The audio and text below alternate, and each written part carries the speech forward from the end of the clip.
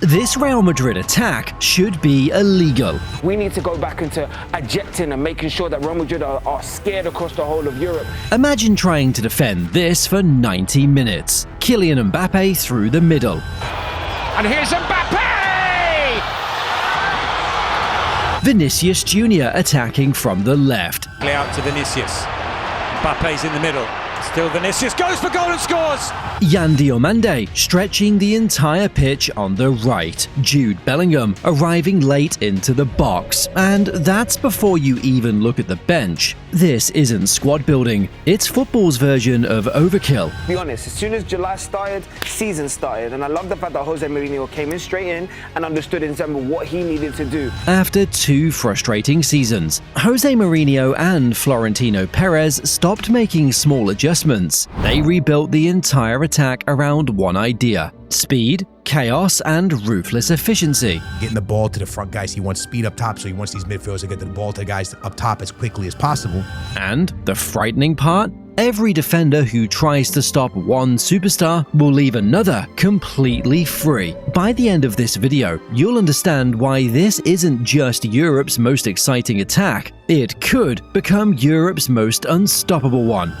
Last season, watch enough Real Madrid games and you'd notice the same problem repeat itself. Mbappe kept drifting left, again and again, right into the same patch of grass Vinicius was already occupying. When Mbappe hasn't been on the field, Vini has been great. When they played together, neither one of them have been great. 2 of the most dangerous attackers on the planet, both fighting for the same 10 yards of space. And defenses figured that out fast. Teams packed that side, doubled up, and dared the rest of Madrid to beat them somewhere else. It didn't happen enough. Mourinho's fix isn't complicated on paper, even if it's hard to pull off. Mbappe moves central, into the half spaces, the pockets between a fullback and a centre-back, where he's most dangerous running onto through balls, rather than trying to create from deep. The whole idea behind Mourinho's setup is winning the ball high up the pitch and hitting the opponent before their backline gets organized. That's where Mbappe belongs, not out wide fighting for the same channel as a teammate, but central, waiting to run in behind the moment Madrid win possession back. And here's the part that makes this so frustrating for the rest of Europe. Mbappe was already doing damage in a team that had zero structure. 42 goals in 44 games last season. Back-to-back Pichichi wins as La Liga's top scorer in the Champions League too.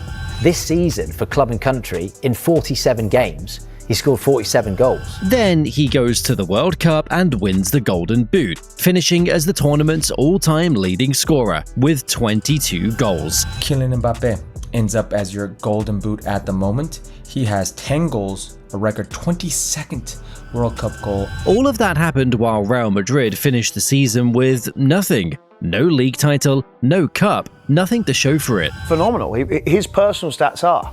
But the issue is, when you are at Real Madrid, trophies are what matters. So the player was never the issue. The system around him was broken. And he still produced numbers most strikers would consider the best year of their career. He was always going to be next to Ronaldo. Was he regarding numbers? Because when Ronaldo was there, he was hitting them obscene numbers.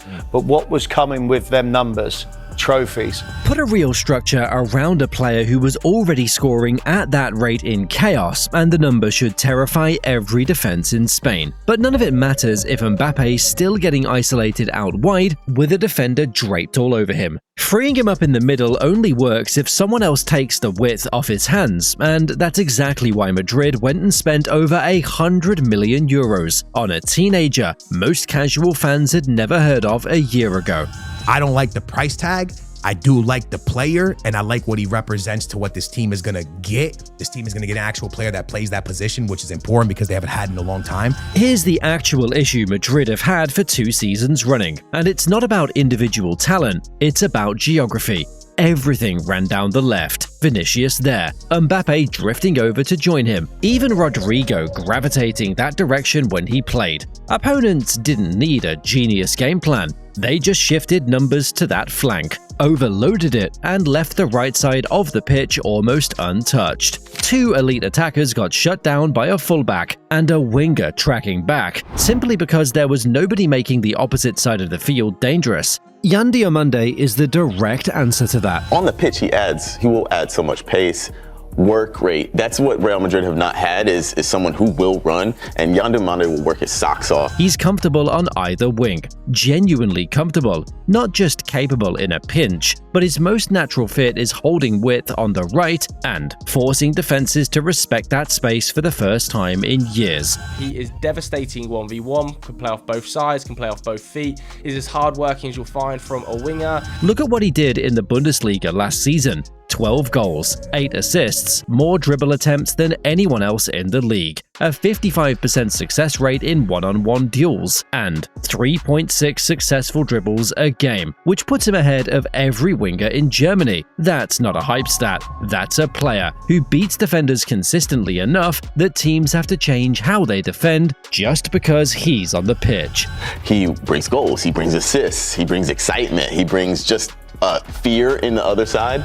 That's what forces the equation to break. Double up on Diomande the way defenses used to double up on Vinicius, and now Vinicius is one-on-one again, free to do what he does best, ignore Diomande instead, and he just punishes a fullback alone, over and over, the same way he did to grown professionals in the Bundesliga at 19 years old. There's no clean answer for a defense anymore. That's the whole point of paying up to 135 million euros for him. The fee is absolutely monstrous, of course it is, but it was always going to be. There's a reason that PSG wanted him, Liverpool wanted him, every top team in Europe wants him. Madrid didn't buy a highlight reel. They bought a structural fix for a problem that has been sitting there unresolved for 2 full seasons. And it's not only about the ball either. Mourinho has always demanded his wide players work just as hard without possession as they do with it. And Diomande fits that completely. He contested more duels than anyone else in the Bundesliga last season. He presses constantly, tracks back, and shows defensive discipline that most wingers his age simply don't have yet. For a manager who's built his career on teams that don't concede easy transitions, that's close to priceless. So, width and firepower, that's half the puzzle solved. The other half is whoever gets to arrive in the box completely unmarked, while all that chaos is unfolding out wide.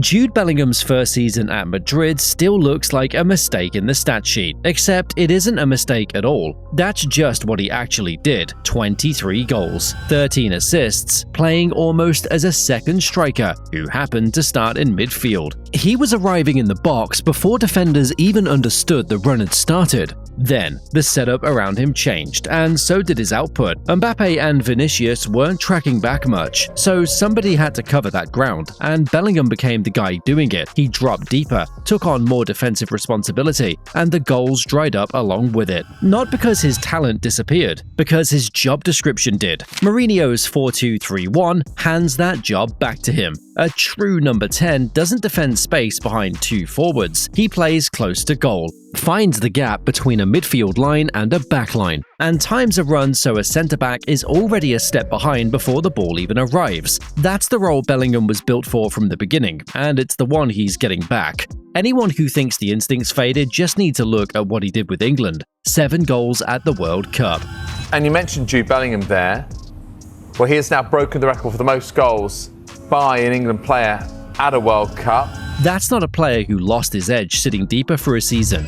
That's a player whose attacking radar never switched off. It just didn't have anywhere to point. And behind that front four, Madrid finally have a bench built for specific situations instead of just more talent sitting around. Endrick's movement in behind a tired back line has already shown up on loan, punishing defenders who spent 70 minutes chasing shadows. Carlos Espí, 6'4", gives Mourinho something none of his other forwards can offer: a genuine target man for the nights the Liga teams sit in a low block. and dare Madrid to find a way through crosses instead of runs. I do think he's a little bit untidy in his footballing style, but he's a bully, he runs the channels, he does the dirty stuff, he's a really good finisher and consistently performs above expected goals. Brahim Díaz comes on and changes the rhythm of the game with 2 touches, the kind of technical spark that unlocks a match that's gone stagnant. None of these are backup plans in the traditional sense. They're specific answers to specific problems Madrid used to have no answer for at all.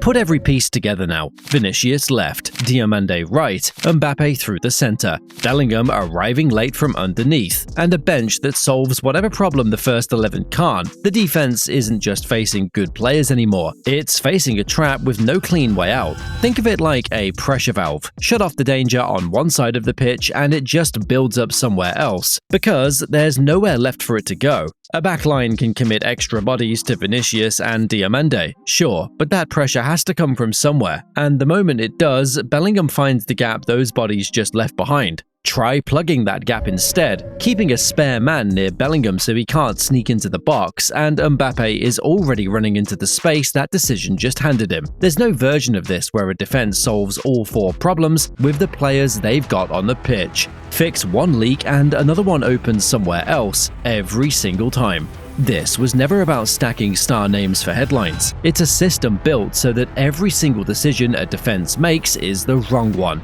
Europe doesn't get to prepare for one obvious weakness this time. There isn't one.